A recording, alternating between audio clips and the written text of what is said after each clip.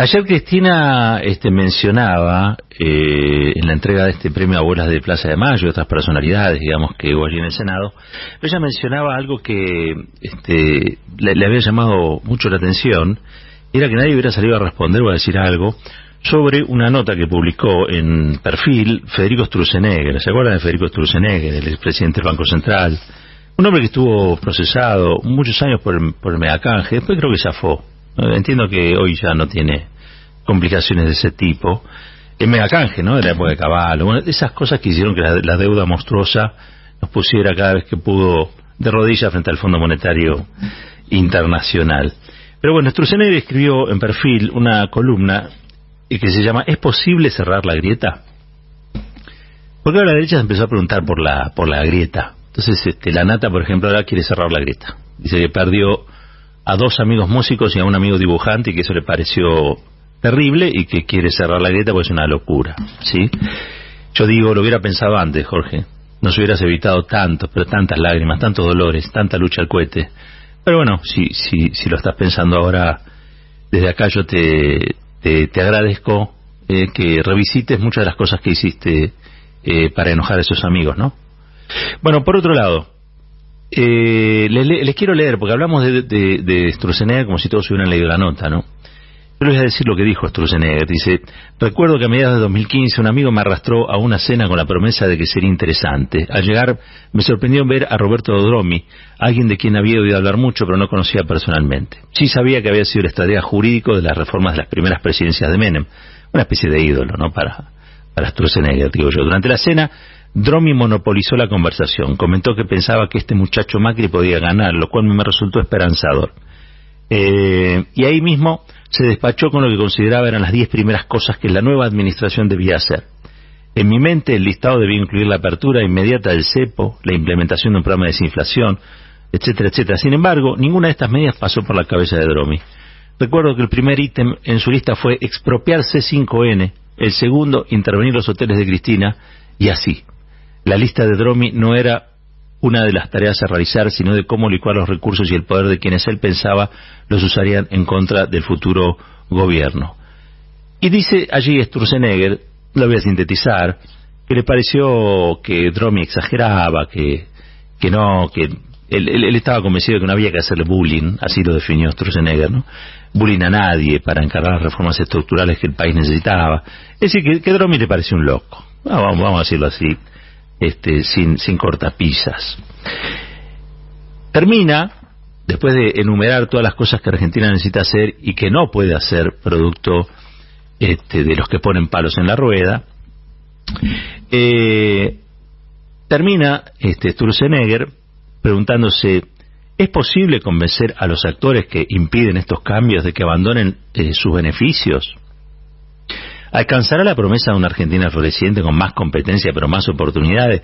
A juzgar por los números en cuestión, dice, lo veo difícil. Creo que los beneficiarios de estas transferencias van a preferir alimentar, escuchen bien, creo que los beneficiarios de estas transferencias van a preferir alimentar a un peronismo que luego les responde defendiendo y protegiendo sus privilegios, más barato y menos riesgoso. Es por ello que cuando escucho que esto se va a resolver cerrando la grieta, me viene a la memoria aquella cena con Dromi. Hoy en día, su visión de que hay una dimensión de fuerzas de poder cuya resolución es previa a las decisiones programáticas y define su ritmo y éxito, encuentro, es cada día más valedera. Ahora lo trata a Dromi de blando, ¿no? Pero digo, toma ahora la tesitura de Dromi y estaría dispuesto a hacerle bullying. Él lo llama bullying, se llama persecución, ¿sí? Se llama atentar contra la libertad de expresión, expropiar un canal como pretendían. Igual lo hicieron, metieron presos a los dueños, recordarán, ¿no? Ese 5N. Intervenir los hoteles de Cristina también lo hicieron. Lo hizo Macri, ¿no? La justicia macrista los tuvo y los tiene todavía intervenidos en alguna causa. Y eso se llama persecución política de la principal líder en ese tiempo, la oposición en la Argentina. Ahora Sturzenegger tiene la tesis de que eso fue poco, ¿sí? De que eso fue poco. Y que lo que le pareció antes cerrado, hoy le parece acertado. Que es por ahí. Es lo que vienen diciendo todos, ¿no? En los primeros, las primeras 100 horas, yo no hablan de 100 días, las primeras 100 horas hay que dar vuelta al país como una media. Y eso incluye reformas estructurales que hay que tomar con toda violencia, les encanta. Tienen una especie de, esto sí, de pensamiento mágico, pero no el pensamiento mágico de Gabo. Creen que todo se soluciona tomando decisiones imperiales, como si no existiera la democracia, como si no existiera el peronismo. Bueno, hablan del peronismo como si fuera, al fin de cuentas, un instrumento mafioso, ¿no? De aquellos que tienen derechos y que votan al peronismo para defenderlos, y él dice privilegios. No son derechos, son privilegios. Y no, nadie reaccionó. Entonces, ¿qué estarían dispuestos a hacer ahora, no? Porque hay un problema que yo creo que hay que destacar, señalar, remarcar. Y es que cuando alguien dice estas cosas y no hay reprobación,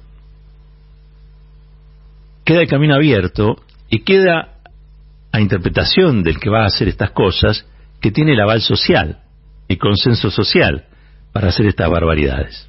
Es decir, que tiene el aval social para violar la ley, que tiene el aval social para cometer delitos, que tiene el aval social para convertir a la democracia en un módico sistema electoral que no sirve más que para consolidar el sistema de cosas que hay, ¿no? Y eso creo es lo que hay que destacar, lo que hay que apuntar, lo que hay que señalar. Porque la dictadura aquí en la Argentina se hizo así, con unos tipos mesiánicos, fundamentalistas, ¿sí?, que estaban quizá convencidos de lo que hacían y contaron con un aval social importantísimo. El mayor centro de tortura y exterminio, que es la ESMA, se encontraba, ustedes saben, a 800 metros, 500 metros del Monumental, de la cancha más grande de la Argentina. Y se siguió jugando al fútbol. Y es verdad, la gente dijo, bueno, yo no vi, no escuché, no sabía, no supe.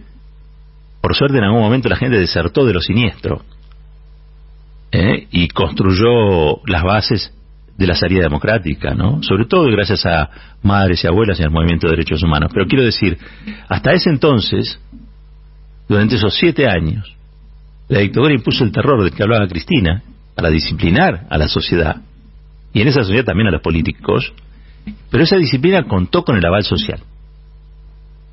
Por miedo, por conveniencia.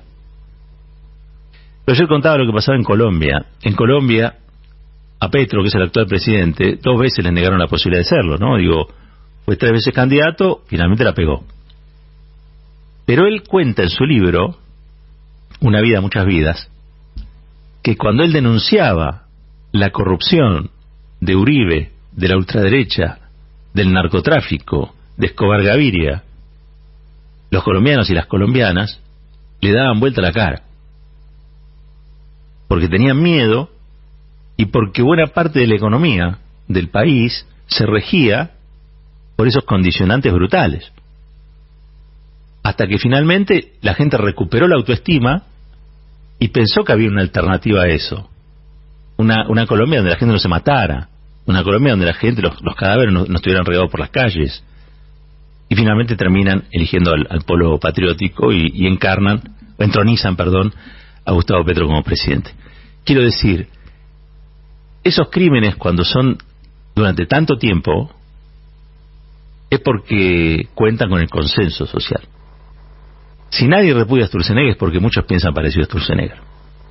Y a eso hay que ponerle alerta. Eso es un poder mafioso que está a punto de volver a operar si es que triunfan en las elecciones. Es imprescindible ponerle un freno a todo eso. Es imprescindible superar las internas y es imprescindible superar los dilemas alrededor de candidaturas o no.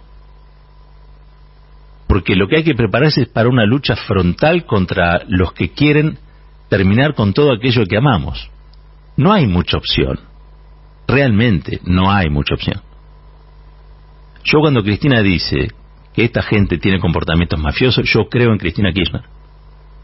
Porque veo lo que le hacen a ella, pero fundamentalmente veo lo que nos van a querer hacer a nosotros si es que ganan las elecciones.